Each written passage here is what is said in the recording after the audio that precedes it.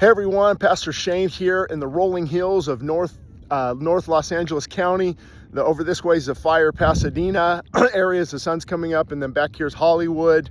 And the question comes in. It's been coming in a lot. I've got some interviews later to do with some news outlets.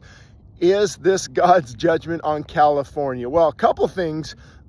Obviously, number one, we don't know exactly what God is doing, but we do know that there are principles that we can glean from, especially the Old Testament. You know, the famous verse, if my people called by my name humble themselves and pray and seek my face and turn from their wicked ways, I will begin to heal their land.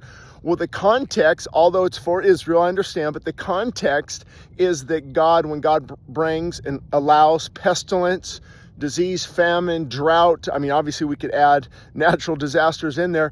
If my people, not Sacramento, not Washington, but if my people turn back to him, I will hear their prayers and I will heal their land. So it seems that even geographically, God allows California, New York, I mean, the sex trafficking, the porn industry, the Hollywood blaspheming God and worshiping Satan. There might be consequences to that, folks. So God allows certain things to wake up his people. And sadly, in the, if you want to call the judgment of God, or the God allowing circumstances that are difficult, sadly, the innocent are involved. And we do know families that were severely affected. I can't go into details right now in these fires. And people say, where is God in this? And how can a loving God? Well, remember, love is only one attribute of God. There's another attribute that is actually the Bible speaks more often of, doesn't mean it's greater. And that attribute is holiness. I, the Lord your God, am holy, and he desires a holy people. And when we break that holy covenant, when there's all kinds of sin and debauchery and moral degradation on a people, God will allow certain things to wake them up. I mean, look at Isaiah. He's writing in a time of financial prosperity, and he said, hey guys, turn back to God.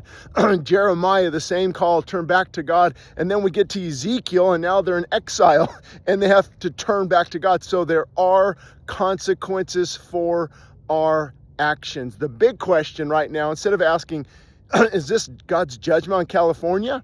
We should be asking, what is my position with God? Is my heart right before God? Is God allowing things to happen in my own life that are forcing me, causing me, motivating me, encouraging me to turn back to him? Because there's a beautiful word that you will not hear much in the churches of America, and that beautiful word is repentance. If my people humble themselves, pray, seek my face, and turn from their wicked ways, I will heal their land, and I will even heal their hearts. So make that decision today.